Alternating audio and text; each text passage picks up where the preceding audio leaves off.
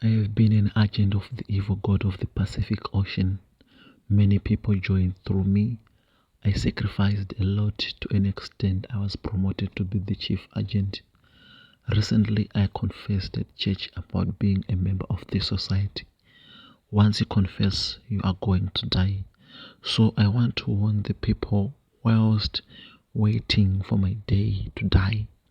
We operate on cell phones, and there are numbers we use to turn people to our society. I'm going to tell you the numbers.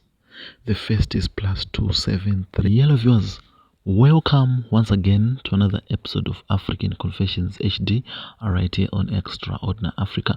My name is Solution Uncle. If you're still new, in this show we publish lifetime confessions. Usually we publish anonymously for their own safety reasons. If you do have a story you want to share, feel free. Here is our number, WhatsApp only, +263 775 597 775. Today I will be going through the stories we received via our WhatsApp number.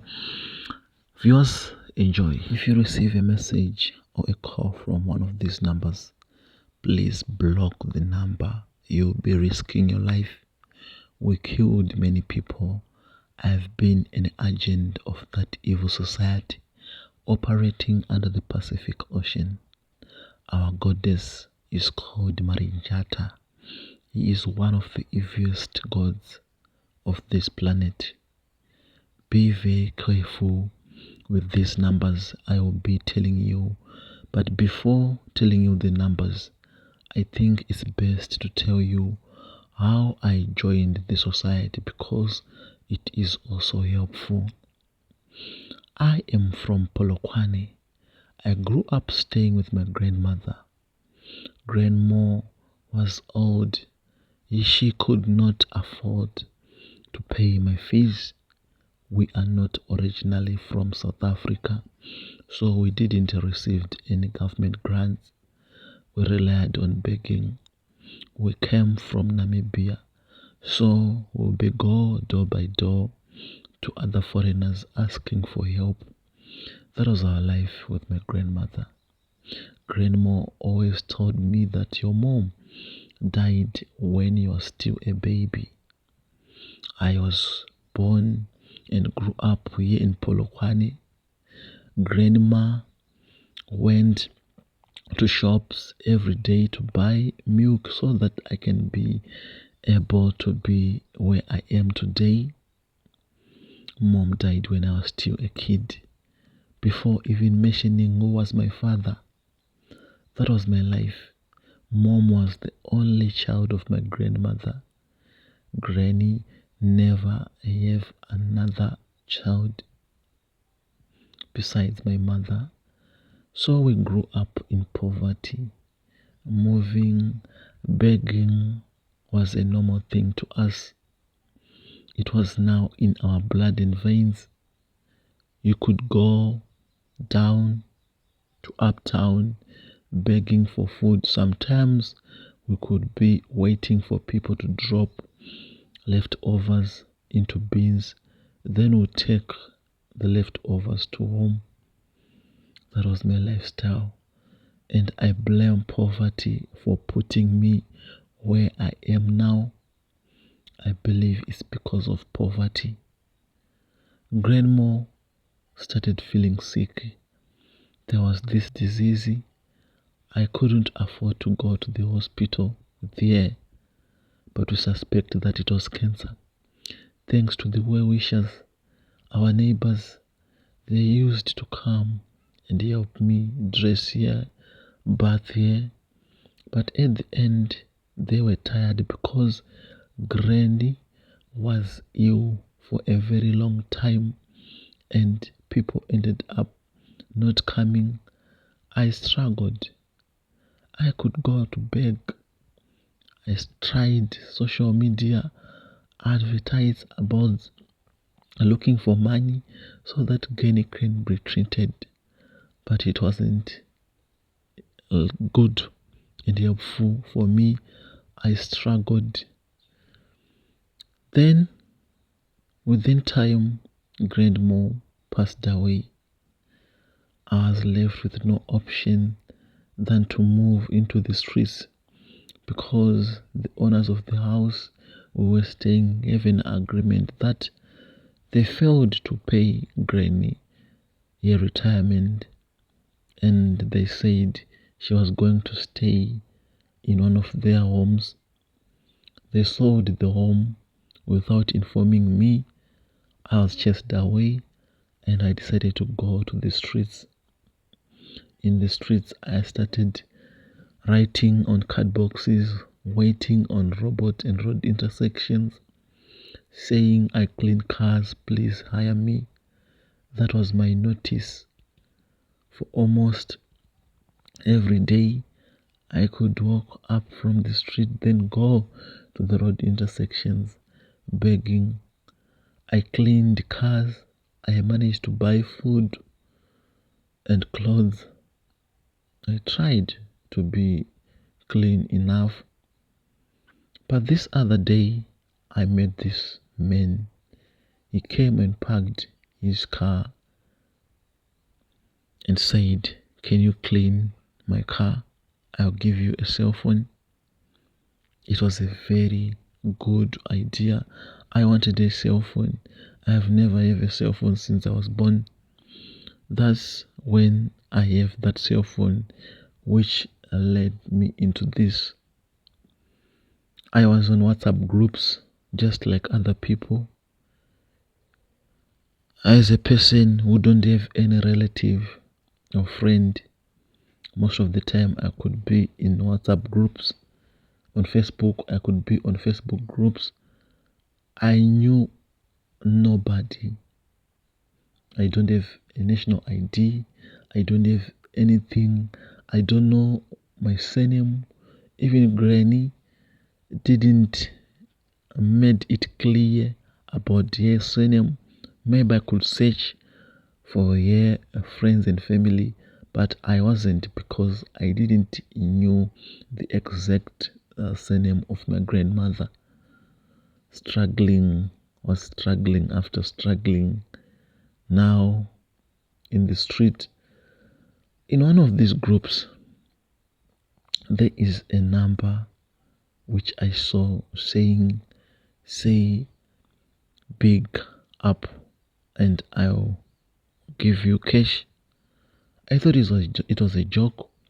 I commented big up and the person contacted me, told me to go and collect my money at this sending money senders I can't mention.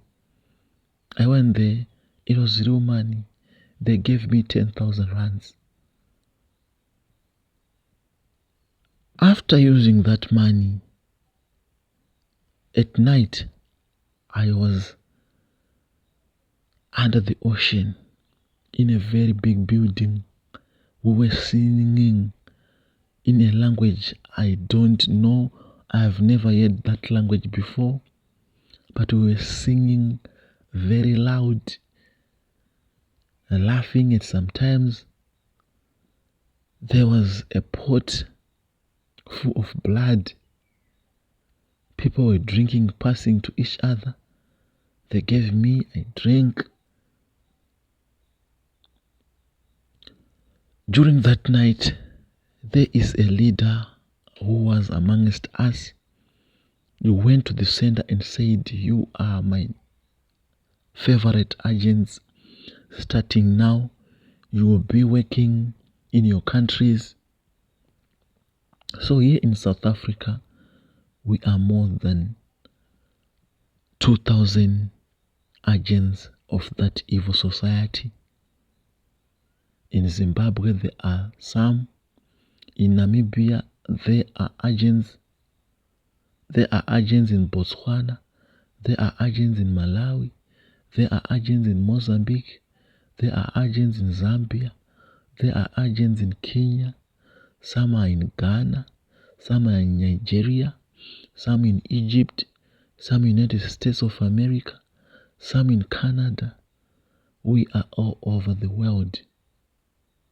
And our task is to pretend as if you are giving you money, then grab you through the money. So if one of these number contact you, please be very careful.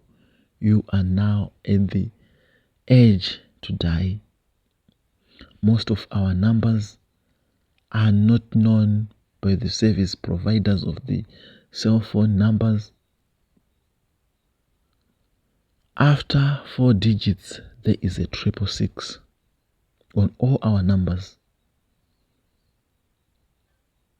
It might be a South African number, but after first 4 digits, including the code, there is a 666 on that number. So if you see a number with a 666, be very careful. It might be one of us. So I've been struggling. I sacrificed a lot of people. I killed a lot of people.